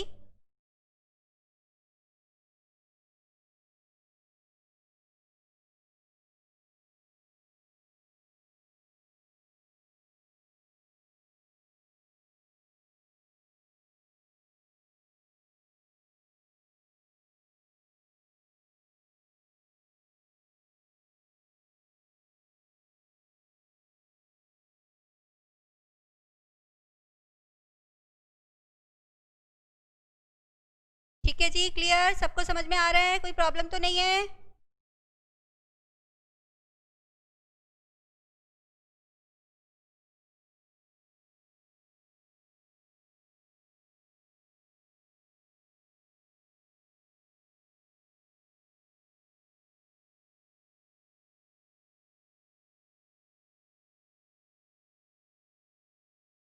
बंसी, मुझे आपका डाउट क्लियर नहीं हो रहा, क्या पूछ रहे हो। मल्टीप्लिकेशन की कंडीशन है, मैं आपको अपने लेवल पे क्लियर करने की कोशिश करती हूँ, मुझे आपका डाउट क्लियर नहीं हो रहा है कि क्या डाउट है आपका। जब हमें मल्टीप्लिकेशन करनी है, स्टार्ट करनी है, अभी हम मल्टीप्लाई कर ही नहीं रहे, सोच भी नहीं रहे मल्टीप्लाई की, बल्कि मैं तो भागना चाह रही हूँ मल्टीप्लाई से, कर ही नहीं रही मैं। तो मैं क्या कर रही हूँ, कंडीशन चेक करके देख रही हूँ मल्टीप्लिकेशन हो भी सकती है या मेरा टाइम वैसे ही बच रहा है। तो मुझे क्या करना है, फर्स्ट मैट्रिक्स का मुझे नंबर ऑफ कॉलम देखना है और सेकेंड मैट्रिक्स का मुझे नंबर ऑफ रोज। अगर ये सेम हो जाता है तो मैं मल्टीप्लाई करूंगी, अदरवाइज मैं सिंपली लिख दूंगी नॉट पॉसिबल और काम खत्म, फुल मार्क्स। ठीक है, फर्स्ट मैट्रिक्स के नंबर ऑफ कॉलम्स और सेकंड मैट्रिक्स के नंबर ऑफ रोज देख के मैच करके मुझे जजमेंट लेना है कि मल्टीप्लिकेशन हो भी सकती है या नहीं। अब ये जो रूल है ये यहाँ पे खत्म हो गया, ये सिर्फ रूल इसलिए था ये चेक करने के लिए कि मल्टीप्लिकेशन होती है या नहीं हो सकती। ठीक है, और जो रिजल्टिंग आएगा वो बचा हुआ आएगा। लेकिन जब मैं इस पार्ट को सॉल्व करूंगी तब इनका कोई रोल नहीं है। एलिमेंट निकालते टाइम हमें इनके एग्जिस्टेंस नंबर के बेस पे करना है, फर्स्ट रो फर्स्ट कॉलम, तो फर्स्ट वाली वैल्यू फर्स्ट मैट्रिक्स से लेनी है और सेकंड वाली वैल्यू सेकंड मैट्रिक्स से लेनी है। फर्स्ट रो सेकंड कॉलम मतलब ए मैट्रिक्स का फर्स्ट कॉलम और बी मैट्रिक्स का सेकंड, ए मैट्रिक्स का फर्स्ट रो और बी मैट्रिक्स का सेकंड कॉलम, इस तरह से करना है। मतलब ये जो कंडीशन थी वो सिर्फ इस बात के लिए थी मल्टीप्लिकेशन पॉसिबल है या नहीं, और बाद में ऑर्डर क्या आएगा, फिर उसका काम खत्म। एलिमेंट लिखने के लिए एलिमेंट वाला रूल लगाना पड़ेगा, ठीक है। ये हमारा थर्ड पार्ट खत्म हो गया। अब हम फोर्थ पार्ट पे जा रहे हैं, ट्रांसपोज ऑफ अ मैट्रिक्स।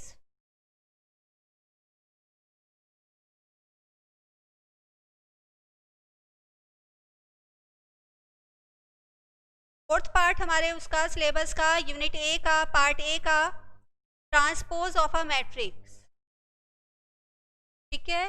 अगर मुझे एक मैट्रिक्स गिवन है ए मैट्रिक्स मुझे गिवन है और मुझसे कहा गया ट्रांसपोज ऑफ ए निकालो, तो इतना बड़ा तो लिख के देंगे नहीं, शॉर्टकट का टाइम है, तो क्या लिखेंगे, या तो ए के ऊपर एक अच्छा सा कॉमा बनाएंगे या ए के ऊपर लिखेंगे टी। ट्रांसपोज का इनिशियल टी हो गया और कॉमा भी ट्रांसपोज को रिप्रेजेंट करता है, ठीक है। ट्रांसपोज होता क्या है, ट्रांसपोज होता है हमारा इंटरचेंज ऑफ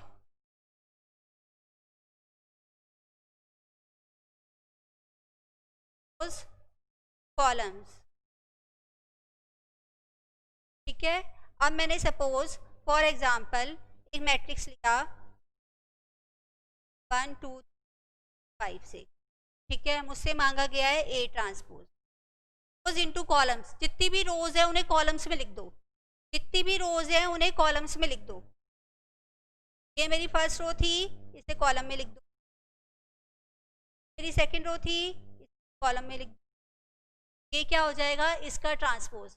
अब इसी क्वेश्चन को मैं ये कहती हूँ कि एक स्टूडेंट कह रहा है मैम मैं रोज को कॉलम में क्यों लिखूं, मैं कॉलम को रोज में भी तो लिख सकता हूँ। चलो भाई ऐसे भी करके, फर्स्ट कॉलम है,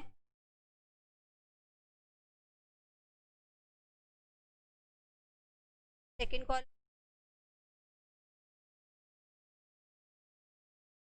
कोई फर्क पड़ा नहीं। आएगा interchange of rows columns and vice versa. Vice versa का मतलब होता है कि रोज को कॉलम्स में कर लो या कॉलम्स को रोज कर लो, आंसर पे कोई फर्क नहीं पड़ने वाला, आंसर मेरा जो पहले था वही आएगा। तो हम सिर्फ इंटरचेंज कर देते हैं रोज और कॉलम्स को, तो वो ट्रांसपोज बन जाता है, ठीक है। नोट करो पहले इतना, फिर इसके बेस पे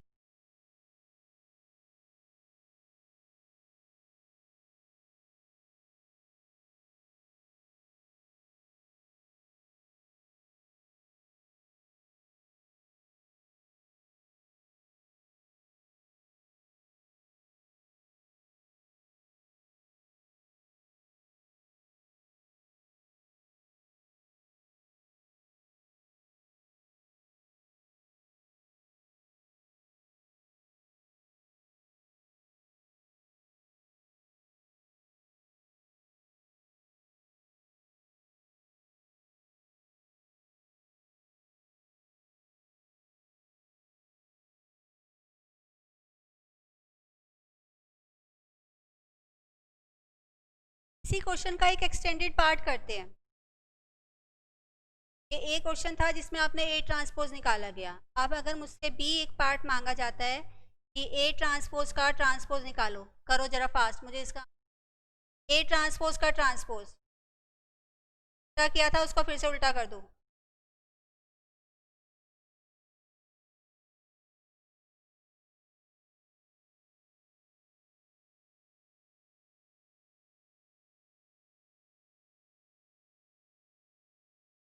ए ट्रांसपोज का ट्रांसपोज निकालो।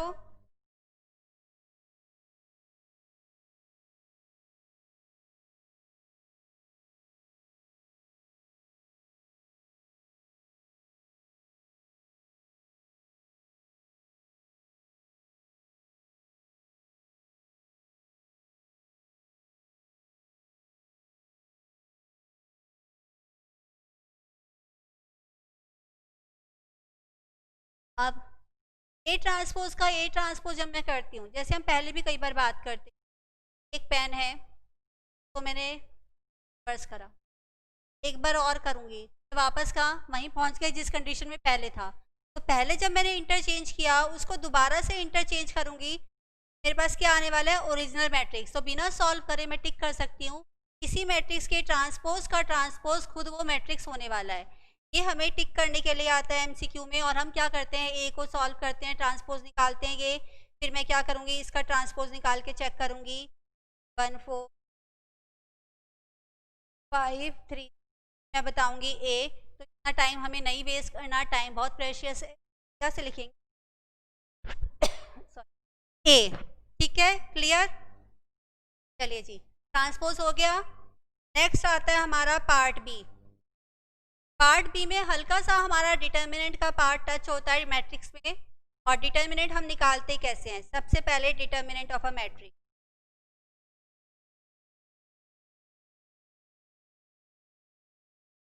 डिटर्मिनेंट ऑफ मैट्रिक्स का मतलब है डिटर्मिनेंट ऑफ ए का डिटर्मिनेंट निकाला, या फिर वैल्यू ऑफ ए, दोनों का मतलब एक ही, इसे हम कहते हैं डिटर्मिनेंट ऑफ मैट्रिक्स। ये समझना है हमें। अब आपके पास ए एक मैट्रिक्स है, 1 2, स्टेप्स देखो हम कैसे मल्टीप्लाई करते हैं। हम उससे वैल्यू मांगी गई है, इसका वैल्यू बताओ क्या होता है, ठीक है, इसका वैल्यू बताओ क्या होता है डिटर्मिनेंट। आप क्या करेंगे, इसको इससे मल्टीप्लाई, माइनस साइन बहुत पसंद, माइनस साइन तो हमें हमेशा लगाना है, ये माइनस साइन लगाना है। फिर इसको इससे मल्टीप्लाई कर दो, आंसर क्या आ गया, 4 -6 -2, ऑफ ए या वैल्यू ऑफ ए -2। एक और question, a b c d, इसका वैल्यू ऑफ ए क्या आएगा, इसका वैल्यू ऑफ ए निकालो और मुझे बताओ इसका वैल्यू ऑफ ए क्या आएगा।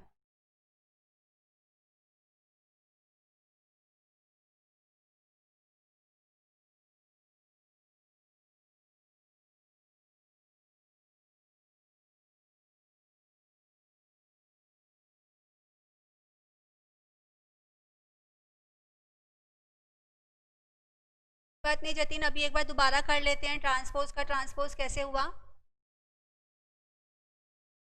इसका वैल्यू ऑफ ए निकाल के बताओ पहले मुझे, आप मुझे इसका वैल्यू ऑफ ए निकाल के बताओ, मैं आपको ट्रांसपोज का ट्रांसपोज, नहीं बताओगे तो मैं भी नहीं बताऊँ। सेकंड पार्ट का मुझे बताओ वैल्यू ऑफ ए क्या आ रहा है।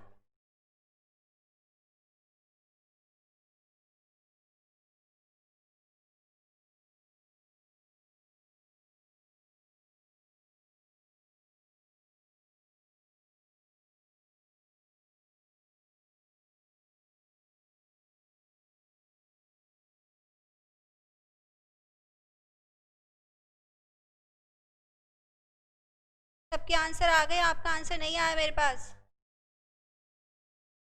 सबके आंसर बिल्कुल ठीक है। कैसे करेंगे हम, तो इससे मल्टीप्लाई किया, माइनस साइन लगाया, इसको मल्टीप्लाई किया, तो आंसर क्या आ गया हमारा, ए डी माइनस बी। ठीक है, अब हम आते हैं थोड़ा सा बड़े लेवल पर। इससे पहले ये वाला डाउट एक अभी ले लेते हैं कि फिर हम डिटरमिनेंट सॉल्व करेंगे। मैं भूल भी सकती हूँ और वो पार्ट फिर करने में उस टाइम तक भूल जाएगा बच्चे को। आपने ए ट्रांसपोज लिखा हुआ है, मैं इसका दोबारा से ट्रांसपोज मांग रही हूँ आपसे, तो आपने क्या करना है, मैं रोज़ को कॉलम में इंटरचेंज कर ली हूँ, कुछ भी कर सकते हैं। फर्स्ट रो थी, मैंने इसको कॉलम में लिखा, सेकंड रो थी, इसको कॉलम में लिख दिया, ये थर्ड रो थी, इसको कॉलम में लिख दिया है ए ट्रांसपोज का ट्रांसपोज। अब मैं जब इसको अपने गिवन मैट्रिक्स से कंपेयर करती हूँ तो ये सेम आ गया, कोई फ़र्क दिख रहा है इसमें, कोई भी डिफरेंस है नहीं, तो मैं इसकी जगह क्या लिख सकती हूँ, कंडीशन बन गई किसी मैट्रिक्स के ट्रांसपोज का ट्रांसपोज, मतलब 2 बार ट्रांसपोज, तो उसका आंसर सेम वही मैट्रिक्स आ जाएगा जहाँ से हमने शुरू किया था। ठीक है, जैसे हम कई बार हमसे कोई रास्ता पूछता है, हम उसे घुमा फिरा के वहीं पहुँचा देते हैं बहुत फनी मूड में। ऐसे ही है कि आप रेड लाइट तक गए और रेड लाइट से वापस घर तक आ गए। रेड लाइट तक गए क्यों थे, क्योंकि बोला गया था कि वहाँ से वहाँ तक चक्कर लगा के आओ। ठीक है, तो ट्रांसपोज किया, ट्रांसपोज का फिर से ट्रांसपोज किया, तो आंसर दोबारा से ए आ। वापस आ जाते हैं अपने डिटर्मिनेंट पे। ये वाला पॉइंट नोट हो गया सबका, कर लो वरना और एक सेकेंड।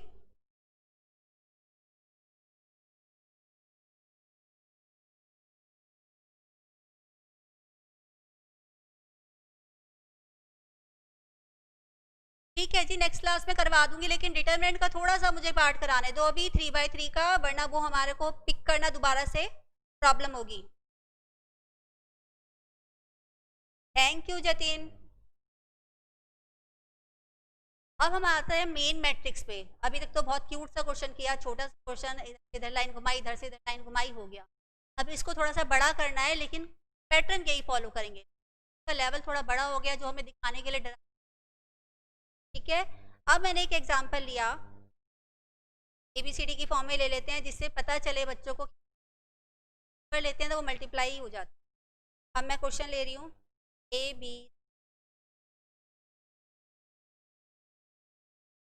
आई, और ये मैट्रिक्स का नाम हमने E दे देते हैं। कई बार बच्चे एक ही नाम देती रहती है तो वो समझ लेते हैं ए इसके साथ पेटेंट करवा लिया, ए ही रहेगा, बी लिखा है तो कुछ और हो गया, तो हमने बी नाम दे दिया। अब मुझसे वैल्यू ऑफ बी मांगा गया है, मैं या तो ये लिखूंगी या क्या लिख सकती हूँ, डिटर्मिनेंट बी। बात एक ही है, ठीक है ना, क्लियर। अब इसकी वैल्यू निकालनी है।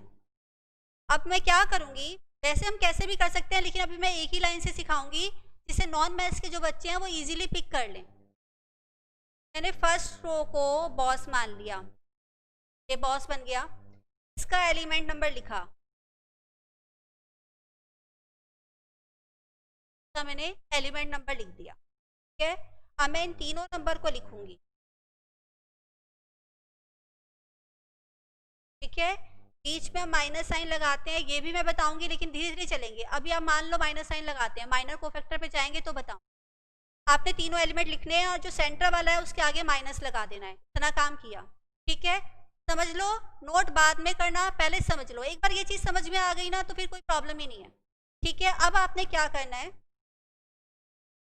ये तीन हमने बॉक्स बना, यहाँ माइनस लगाया तो यहाँ क्या साइन लगाएंगे, प्लस। ठीक, अब हमने क्या करना है, A11 का मतलब है फर्स्ट रो को भूल जाओ और फर्स्ट कॉलम को भूल जाओ, का नंबर है वही भूल जाओ। मतलब ये A मेरा क्या है, A11, ये क्या है मेरा A12, क्या है मेरा A13। यहाँ पे मैं कह रही हूँ A11, फर्स्ट रो और फर्स्ट कॉलम को भूल जाओ।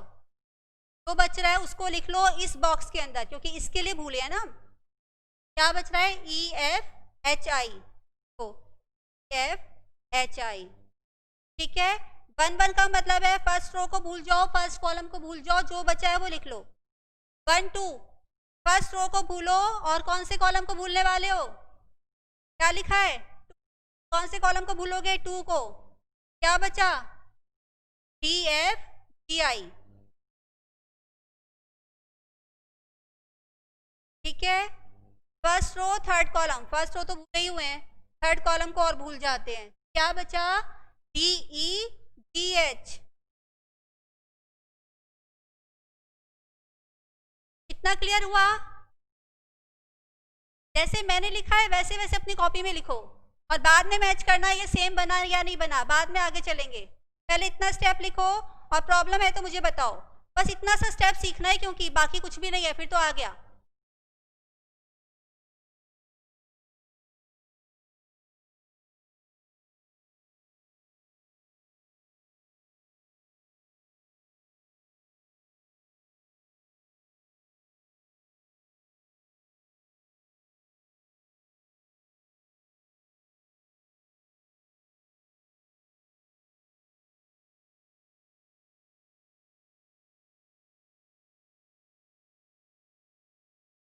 ठीक है, लिख लिया ना, क्लियर है। अब हम क्या करेंगे, इन बॉक्सों में वही रूल लगाएंगे जो अभी हम पीछे लगा रहे थे। तो इससे मल्टीप्लाई करेंगे, माइनस साइन लगाएंगे अच्छा सा, और इसको मल्टीप्लाई माइनस साइन, इसको माइनस साइन, इसको। ठीक है, ये रूल यहाँ पे लगाना है, तो क्या बन जाएगा, ये A I minus F H minus B I minus F plus C H minus. ठीक है, नंबर मैंने इसीलिए लिए थे क्योंकि आपको अल्फ़ाबेट की पता चल जाए। इसी के बेस पे एक छोटा सा क्वेश्चन मैं दे रही हूँ, वो मुझे फास्ट करके आंसर चाहिए। इसी नंबर लिख लेते हैं, 1 2 3 4 5 6 7 8 9 का मुझे डिटर्मिनेंट का आंसर चाहिए फास्ट। आंसर मुझे भी नहीं पता है, मैं भी करूँगी, लेकिन मैं 2 मिनट बाद करूँगी, पहले आप लोग करो, फास्ट करो। थोड़ा सा मुझे आपको रेशो का ब्रीफ करना है, रेशो प्रपोर्शन की यूनिट का।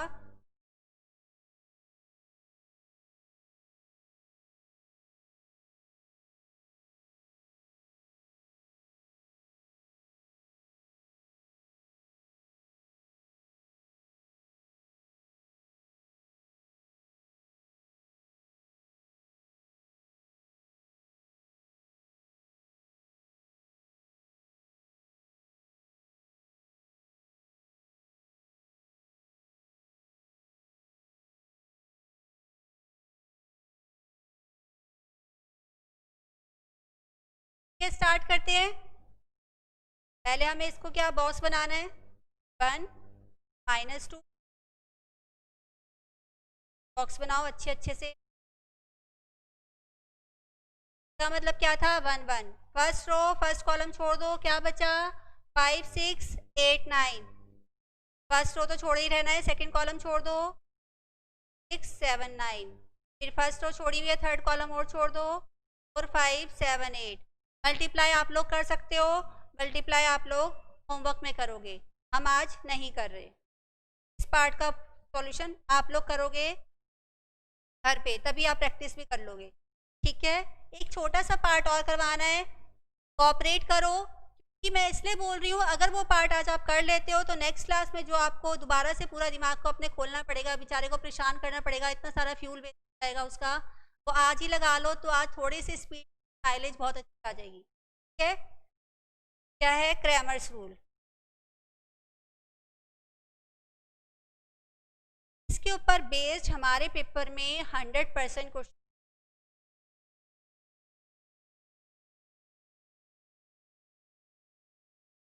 ऐसा करते हैं, इसको नेक्स्ट क्लास में, अभी मुझे आपको डिटर्मिनेंट की पास नहीं चल। चलिए वापस आते हैं, अब अपनी यूनिट 1 की डिस्कशन करते हैं। यूनिट 1 में बच्चे प्रैक्टिस कर रहे हैं, अच्छी बात है, प्रॉब्लम आ रही है, ये भी अच्छी बात है कि आप ट्राई कर रहे हो, आपको प्रॉब्लम आ रही है। अब मैं आपको क्लियर करती हूँ एक बात कि हमने यूनिट 1 पहले क्यों, वन अपने आप में एक चैप्टर नहीं है, 4 चैप्टर है जो बहुत सारे concept, formulas, identity, shortcut trick, calculator, हर चीज़ को होल्ड करता है। अगर हम इस चीज चैप्टर को बहुत बड़ा या बहुत वास्ट मान के लास्ट में करवाते हैं तो बच्चों को क्या प्रैक्टिस का उतना टाइम नहीं मिलता, या वो सारे सब्जेक्ट उस टाइम कर रहे होते हैं तो उसको उतना टाइम नहीं दे पाते कि पूरा माइंड में स्टोर हो जाए। सबसे जो चीज़ लास्ट मोमेंट पे पढ़ोगे और बहुत वास्ट है, इसी तक पहुँच लास्ट में जाते तो ईजी होता जाता है, तो माइंड में स्टोरेज की कैपेसिटी भी बढ़ती चली। लास्ट में हम इतना वास्ट चैप्टर उठाते हैं जिसके फॉर्मूले भी चाहिए हमें लर्न, कंसेप्ट भी माइंड में स्टोर चाहिए, शॉर्टकट की ट्रिक्स भी प्रैक्टिस में चाहिए, कैलकुलेटर ट्रिक भी आनी चाहिए, तो ये वो चैप्टर हमने अभी किया है। आप क्या करो, उसके कंसेप्ट रिवाइज करो, फॉर्मूलेज अपने माइंड में स्टोर करो, रेगुलर प्रैक्टिस करो। जैसे आप टारगेट ले लो, पहले हमें 1 से 150 तक with in a time limit question solve करने, उसके बाद 50 क्वेश्चन, फिर 50 क्वेश्चन, और डाउट्स मार्क करते जाओ। जैसे हमारे 3-4 चैप्टर ऐसे अच्छे से मैट्रिक्स जैसे क्यूट चैप्टर कंप्लीट हो जाएंगे, दोबारा हम उस यूनिट पे जाएंगे और दोबारा उसको करवाऊंगी मैं, बेसिक ब्रीफ करवा के सारे डाउट सॉल्व, फिर हम कुछ चैप्टर्स कर लेंगे, फिर उसके डाउट्स कर लेंगे। हर चैप्टर के साथ अगर मैं उस यूनिट बैठी रही या आप मुझसे उसी यूनिट के डाउट्स पूछते तो बहुत प्रॉब्लम हो जाएगी आपके लिए। चलो मैं फेस कर लूँगी, आपको मुझे आपके साथ कोऑपरेट करना है, आपके अंदर कॉन्फिडेंस लाना है, लेकिन उस हम किसी भी नई चीज़ को अपने अंदर इंटरेस्ट के साथ, कॉन्फिडेंस के साथ या एंजॉय करके नहीं कर पाएंगे। अब कितना छोटा सा अच्छा सा चैप्टर है, हम इसको एंजॉय नहीं कर पा रहे क्योंकि हमें रेशियो का माइंड में घूमता रहता है, प्रपोर्शन लॉग माइंड में घूमता है। थोड़े टाइम के लिए उसको होल्ड पे डालो, ये नहीं है कि भूल जाओ, प्रैक्टिस करो कंसेप्ट की, फॉर्मूलाज की, आइडेंटिटीज की, ट्रिक्स की, जितने क्वेश्चन किए हैं उनकी, उसके बाद आगे चलो। Second thing, log table. Log table हमें एग्जाम में प्रोवाइड नहीं की, इसलिए मैंने आपको कैलकुलेटर पे लॉग निकालना सिखाया है, बल्कि मैंने ये बोला है कि लॉग हमें कोशिश करनी है लॉग निकालना ही नहीं पड़े, क्योंकि उसमें 19 टाइम्स रूट प्रेस करना, फिर 27695 से मल्टीप्लाई करना बहुत टाइम कंज्यूमिंग है, तो हमें कोशिश करना है अवॉइड करने का, फिर भी निकालना पड़ता है, तो मैंने आपको निकालना सिखाया है। आईसीआई के मॉड्यूल में लॉग टेबल दिया हुआ है, लेकिन एग्जाम में हमें किसी भी तरह की गाइड नहीं होगी, आप क्लियर कर लो माइंड में। थर्ड पॉइंट, इस बुक में स्पेशली इस चैप्टर में एरर है, जेन्युइन में एरर है, जिसकी वजह से भी आप लोग आगे ऐसा नहीं है मैंने नोटिस किया, तो इसको स्टडी करके कोशिश करती हूँ सारे प्रिंटिंग एरर वाले क्वेश्चंस मार्क करूँ और जिनको मैं करेक्ट कर सकती हूँ करेक्ट करूँ और फिर आपके साथ शेयर करूँ। ठीक है, आप अपने डाउट्स मुझे भेजिए, मैं उसको सॉल्व करूँगी और विद इन 24 आवर्स आपको आपके आंसर का रिप्लाई मिल जाएगा। लेकिन मैं जैसे बता रही हूँ वैसे चलो बस, और कॉन्फिडेंस लाओ अपने अंदर और मेरे ऊपर भी कॉन्फिडेंस लाओ, तभी हम मिल के उस चीज़ को अचीव कर पाएंगे अपने।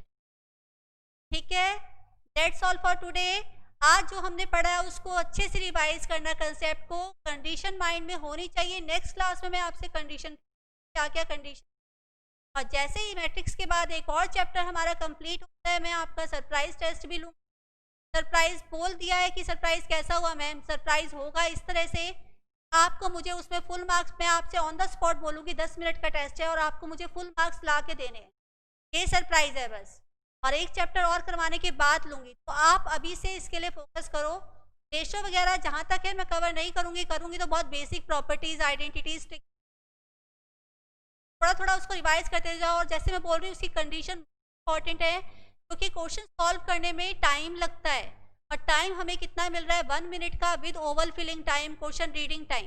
तो इसलिए हमें उस पैटर्न को देखना है कि जो पॉसिबल हो एग्जाम में आने की पॉइंट ऑफ व्यू से। ठीक है, कंडीशन सारी अच्छे से माइंड में क्लियर चाहिए। That's all for today. Okay जी, बाय बाय।